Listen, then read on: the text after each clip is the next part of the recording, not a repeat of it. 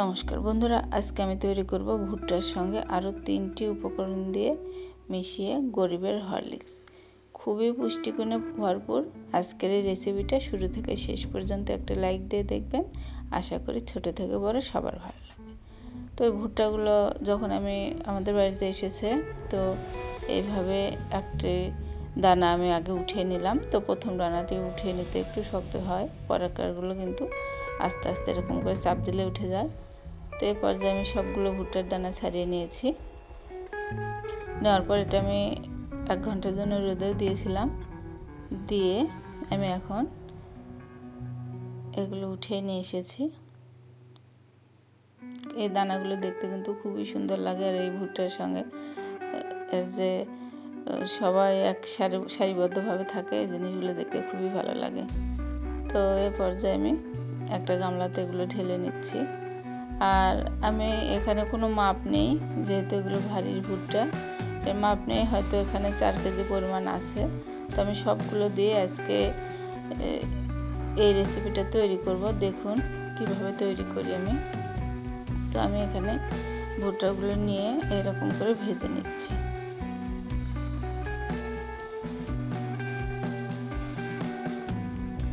তো বেশ কিছুক্ষণ এর মিডিয়াম টু লো আছে ভাজতে হবে, অনেকক্ষণ, কারণ এটা কিন্তু একটু মুসমুসে হতে হবে।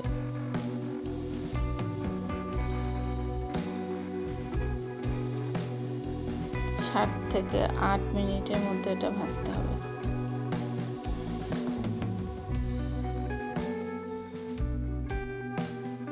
তো ওগুলো ভাজা হয়ে গেছে। তারপরে আমি আবার এখানে গম নিয়েছি, এখানে এই যে ছোলার ডাল নিয়েছি। গম 1 কেজি আছে, আর ছোলার ডাল 1/2 কেজি পরিমাণ আছে। আর আমি এখানে চালও দিব কিন্তু এর মধ্যে। তো কড়াই থেকে এগুলো আমি ঢেলে নিলাম। নেওয়ার পর আমি এখানে ছোলাগুলো দিয়ে দিচ্ছি, এগুলো ভেজে নিব। তো যেহেতু অনেকগুলোই ভাজতে হবে, পরবর্তীতে কিন্তু আমি 2টো চুলাতে এগুলো ভেজেছিলাম, আমি আর আমার যা মিলে।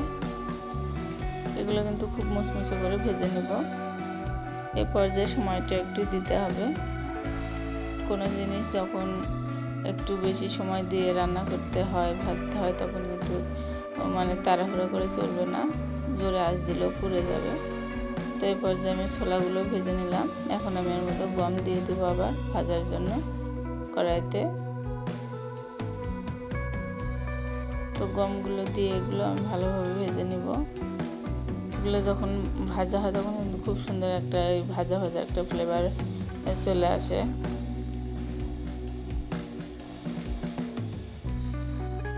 তো এখানে তো অনেকগুলোই ভাজতে হবে, আমি অল্প অল্প করে ভেজে দেখাচ্ছি। আমি অফ ক্যামেরায় কিন্তু আরও সবগুলোই ভেজে নিব, কারণ ভিডিওটা বড় হয়ে যাবে, আপনাদের দেখতে বিরক্ত লাগবে। তো 2টো কড়াইতে আমরা ভেজে নিচ্ছি।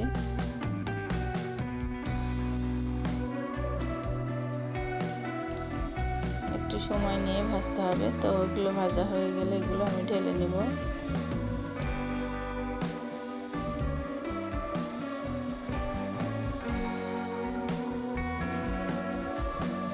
কারণ অনেকগুলো ভাজতে হচ্ছে, জন্য 2টো চুলাতে আমরা 2জন মিলে এগুলো ভেজে নিচ্ছিলাম। তো গমগুলো ঢেলে নিলাম। এই পর্যায়ে এখন চাল দিয়ে দিচ্ছি। যেমন 1 কেজি পরিমাণে চাল ভাজবো। তো এখানে আমি অল্প করে দিয়েছি, পরে আরও দিব, অফ ক্যামেরা ভেজে নিব।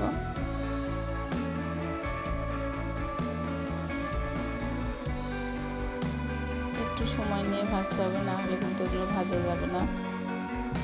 ভালো কিছু করতে হলে একটু সময় অবশ্যই দিতে হবে।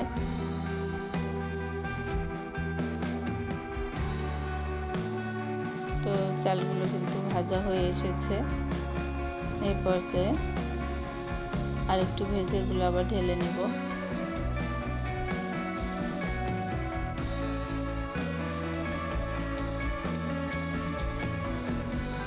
তো এই তো আমি কিন্তু পরে আরও সবগুলো ভেজে নেব।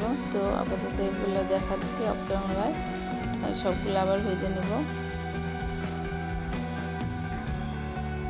আর এরকম মাটির মানে যে খোলা যেগুলো হয় এগুলোতে ভাজলে কিন্তু বেশি ভালো হয়। আমি দেখলাম এগুলো যে এই যে ভাজতে ভাজতে কিন্তু খই বেরিয়ে এসেছে। আমি যখন এই কড়াইতে ভাজলাম তখন কিন্তু খইটা হয়েছিল না।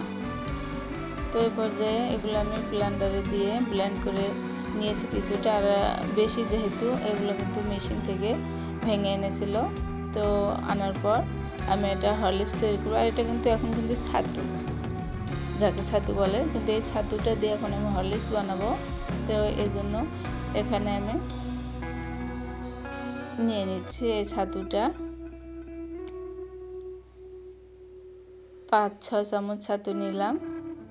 নিয়ে এর মধ্যে আমি দিয়ে দিব গুঁড়া দুধ।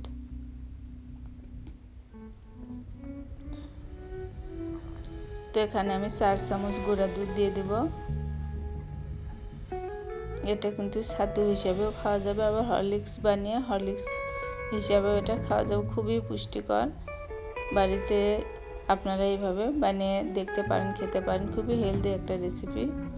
তো এগুলো আমি এর সঙ্গে মিশাবো। তার আগে একটু চিনি দিয়ে দেব। এখানে চিনিটা অবশ্যই স্বাদ মতো দেবেন।